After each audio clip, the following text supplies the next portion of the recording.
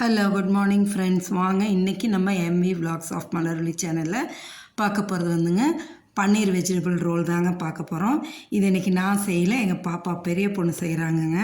அவள் தான் நான் செய்கிறேன் நீ சொல்லுமா எல்லாத்தையும் அப்படின்னு சொல்லி எங்கள் பாப்பா தான் செய்கிறா. பாருங்கள், ஒரு கேப்சிகம், ஒரு கேரட்டு, ஒரு வெங்காயம், ஒரு தக்காளி எல்லாம் நறுக்கி வச்சுச்சுங்க. இந்த பன்னீர் வந்து வீட்டிலையே நம்ம போட்டது தான். எங்கள் பாப்பாவே தான் நைட்டு பன்னீர் போட்டு ரெடி பண்ணிச்சுங்க. ஒரு கிண்ணத்தில் அரை ஸ்பூன் மஞ்சத்தூள், ஒரு ஸ்பூன் மிளகாத்தூள், அரை ஸ்பூன் கரம் மசாலா, தேவையான அளவு உப்பு போட்டு பன்னீர் க்யூப்ஸ் எடுத்து போட்டு ஒரு கரண்டி தயிர் ஊற்றி அதில் அப்படியே கலக்கி வச்சிருச்சுங்க.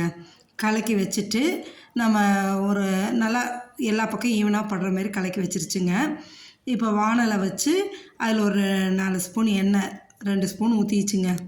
பாருங்களேன், ஊற்றி அதில் வந்து இந்த நம்ம மேரினேட் பண்ணி வச்சுருக்கோம் இல்லையா பன்னீர், அதை எடுத்து போட்டு அப்படியே மீடியம் ஃப்ளேம்லேயே வச்சு ஒரு 2 நிமிஷம் பரட்டிட்டு அதோட வெங்காயம், அந்த குடமிளகாய், அந்த கேரட்டு, தக்காளி எல்லாமே போட்டு மீடியம் ஃப்ளேம்லேயே வச்சு பொறுமையாக வதக்கி எடுக்கணுங்க. தண்ணியெல்லாம் ஊற்ற வேண்டாங்க. இதுக்கு வந்து ஒரு ஸ்பூன் மிளகுத்தூள் போட்டுக்கிச்சுங்க.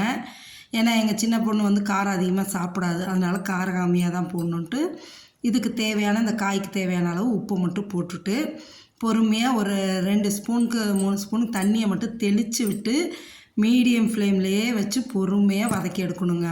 அந்த காய் வந்து ஒரு 3/4 வேக்காடு வர அளவுக்கு பொறுமையாக வதக்கி எடுத்துட வேண்டியது தாங்க.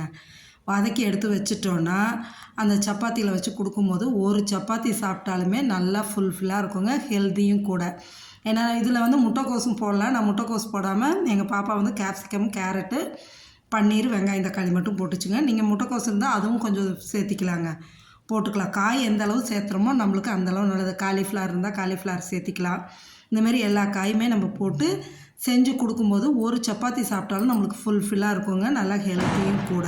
சரிங்களா? இப்போ இது காய் ரெடி ஆகிடுச்சு. நம்மளை உள்ளே வைக்கிற ஸ்டஃபிங் பன்னீர் ரோலுக்கு ரெடி ஆகிடுச்சுங்க. சப்பாத்தி மாவு பிசைஞ்சு வச்சுருக்காங்க பாருங்கள், நல்லா சாஃப்டாக பிசைஞ்சு வச்சுருக்காங்க, கையிலே ஒட்டாத அளவுக்கு.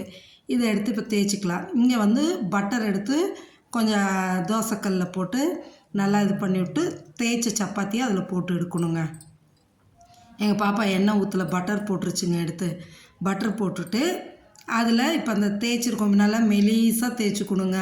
அப்போ தான் நம்மளுக்கு ரோல் நல்லாயிருக்கும் சாப்பிடும்போது. மெலிசாக இருந்தால் தான் சீக்கிரமாக வேகும். பாருங்கள், இந்த அளவுக்கு மெலிசாக தேய்ச்சி போட்டுடுச்சுங்க. அப்படியே 2 பக்கமும் ஸ்ப்ளிட் பண்ணி விடுங்க, திருப்பி திருப்பி போட்டுவிடுங்க. நல்லா கோல்டன் கலர் அந்த ஸ்பாட் வரும் இல்லைங்களா, ப்ரௌன் கலரு வரும்போது நம்ம அப்படியே இந்த ஸ்டஃபிங் எடுத்து வச்சு இது பண்ணிடலாங்க. சீக்கிரமாகவும் ஆகிடுங்க, ஃபுல்ஃபில்லாகவும் இருக்கும், ஹெல்த்தியும் கூட.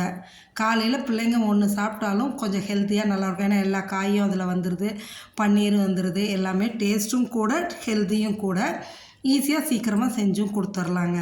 நீங்களும் இதேமாரி ஒரு தடவை செஞ்சு சாப்பிட்டு பார்த்துட்டு எப்படி இருக்குன்னு சொல்லுங்கள். இது எங்கள் பெரிய பொண்ணு செஞ்சது தாங்க. நீங்கள் செஞ்சு சாப்பிட்டு பார்த்துட்டு எப்படி இருக்குன்னு சொல்லுங்கள். நம்ம சேனலை லைக் பண்ணுங்கள், ஷேர் பண்ணுங்கள், மறக்காமல் சப்ஸ்கிரைப் பண்ணுங்கள். சரிங்களா? இதை வந்து அப்படியே சாப்பிட்லாம், சைட் டிஷ் எதுவும் தேவையில்லை. எங்கள் பொண்ணு என்ன பண்ணால் கெச்சப் எடுத்து வச்சுட்டு சாப்பிடுங்க, டொமேட்டோ கெச்சப் எடுத்து வச்சுக்கும், அதை வச்சுட்டு சாப்பிடும். இல்லாட்டி தயிர் எடுத்து வச்சுட்டு சாப்பிடும். சரிங்களா? Okay, thanks friends, thanks for வாட்சிங்.